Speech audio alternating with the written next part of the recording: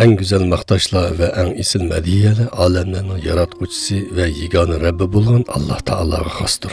Allah Ta'alani chin qalbimda madiyelayman. Uningga hamd sano aytaman ve shukr qilaman.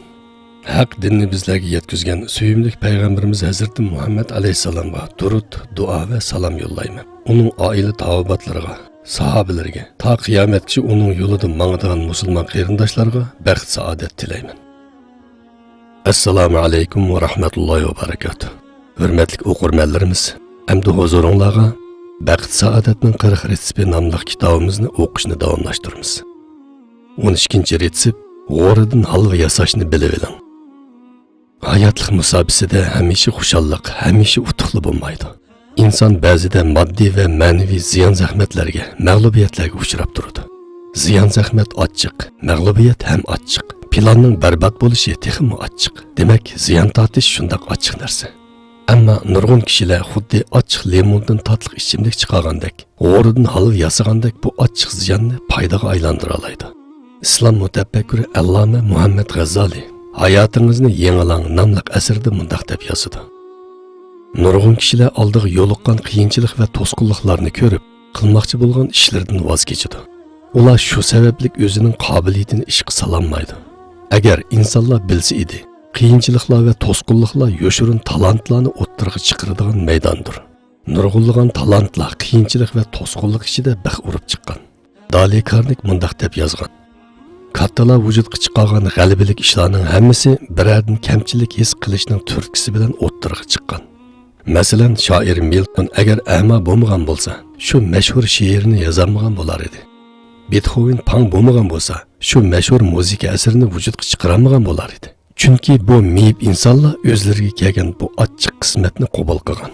Ondan o'zlaridagi kamlikni talantga, ochiqni tatliq sharobga o'zgartirishga tirishgan. Mana bu ochiq limondan tatliq ichimlik yasaganlikdir. Talantni qiyinchiliklar tug'di.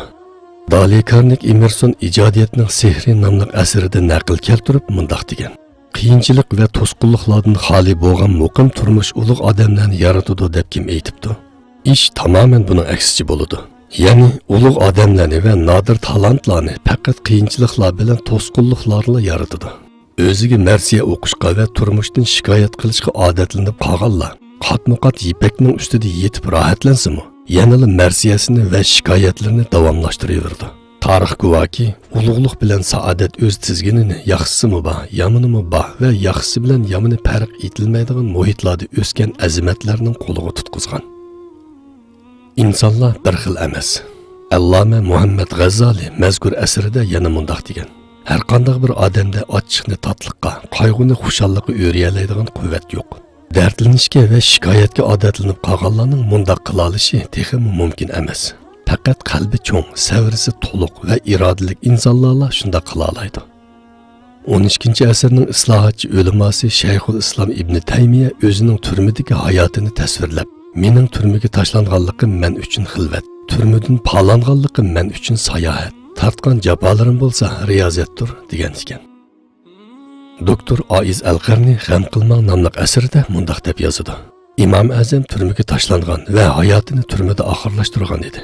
U keyin Hanafiy mazhabining quruvchisiga aylandi. Imom Ahmad ibn Hanbal zindonga qamalgan va qamchilangan edi. Biroq u keyincha ahli sunnat mazhabining qurg'uvchilari orasidan o'rin oldi. Ibn Taymiya turmaga ilingan edi. U ashu turma hayotida zo'r ma'naviy boylik to'plab o'z zamonasining katta o'limasiga aylandi. Imom Saraxsi suyi tortilib ketgan quduqqa tashlangan edi. Keyincha u islom fiqh-shunosligi to'g'risida 20 tomlik asar yozdi. Alloma Ibn Asr palashtiribmi Jamiul Usulda katta asarni yozgan va hadis kitoblarining eng mashhurlaridan bo'lgan Nihoyani tuzgan edi. Alloma Ibn Javzi Bag'doddan qo'g'lanib Qur'onni 7 xil qiroat shaklida o'qiy oladigan bo'lgan. Malik ibn Rib vabo kesili tekkanda Abbosiylar xalifaligidagi shoirlarning hammasining she'rlariga barobar kelgudek go'zal ham mashhur qasidasini dunyo ahliga miros qoldirgan. Abu Zuaybil bolalari qazo qilganda bolalarga atab bir parcha mashhur marsiyasini yozib tarixga qayd qilingan. Baxtsizlik sizni qo'rshib olgan chaqda siz masalaning yo'riq tarafiga nazar siling. Agar birov sizga biror stakan limon sharbetini sunsa, siz uningga bir siqim shakar qo'shib etishni unutib qolmang. Agar yana birisi sizga biror yilonni sovg'a qilsa, u yilonning qimmatli terisini so'yib olib, qolgan qismini tashlab eting. Fransiya inqilobidan ilgari ikki dangliq shoir shumluqning simvoli deb qaralanib turmaga so'langan ekan. U ikkisi birli vaqtda kamerning darizasidan sirtqa qarabdi. Ularning biri umidvor, yana biri bo'lsa umidsiz kishi ekan. Umidvor kishi yulduzlarga shundoq bir nazar selish bilan kulibdi. Ammo umidsiz kishi bo'lsa, ko'chadagi patqoqni ko'rib buquldab yig'labdi. Umidsiz kishining fojialik tarafiga qarasangiz, u masalaning yomon tarafini ko'rgan.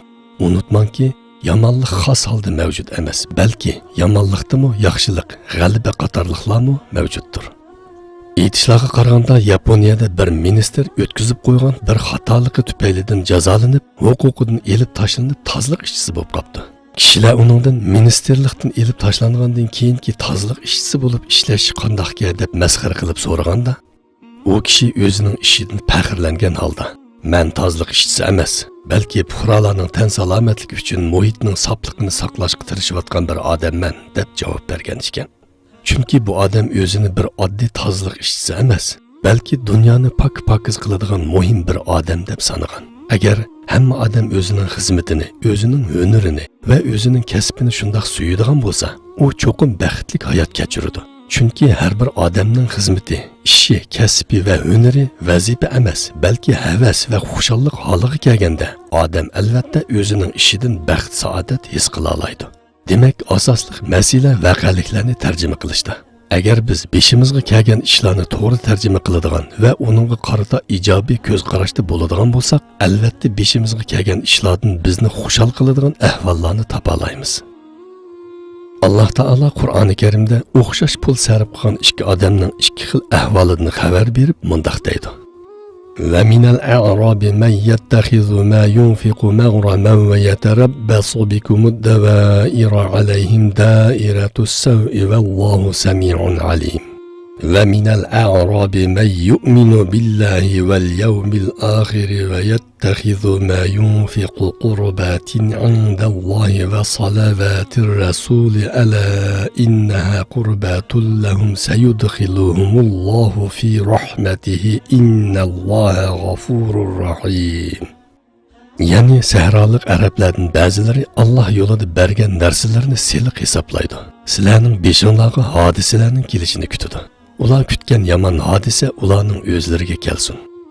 Alloh hammani anglab turg'uchidir, hammani bilib turg'uchidir. Sahrolik arablarning ba'zilari Allohga va oxirat kuniga iymon etadi. Alloh yo'lida bergan narsalarini Allohga yaqin bo'lishning va payg'ambarning duosiga erishishning vositasi qiladi. Bilinglarki, ular bu orqali rostilla Allohga yaqin bo'ladi. Alloh ularni o'zining rahmati doirasiga kirgizadi. Shaksizki Alloh nihoyat mag'firat qilguchidir, to'liq mehribondir. Yuqorqi ikki firqa har ikkilisi Alloh yo'lida pul-mol sarf qilgan bo'lsa-mu, avvalqila Alloh taologa va oxirat kuniga ishonmaganligi uchun savobni umid qilmagan. Shunga bergan narsalarni selih deb qaragan. Keyingilar bo'lsa Alloh taologa va oxirat kuniga iymon etgan mu'minlar bo'lganlikdan ular Alloh yo'lida berganlarini Alloh taologa yaqinlik hosil qilish, ondan Alloh taoloning jannatiga muyassar bo'lish niyati bilan bergan. Shunga o'zlarining Alloh yo'lida pul-mol sarf qilganligini ibodat deb qaragan. Ish o'xshash bo'lgan, ammo niyat o'xshash bo'lmaganlikdan natijami o'xshash bo'lmagan. Xayr, hurmatli o'qirmanlarimiz, vaqt munosabati bilan bugungi darsligimizni mishada oxirlashtirdik. Kelar qitim ko'rishguncha omon bo'laylik. Assalomu alaykum va rahmatullohi va barakatuh.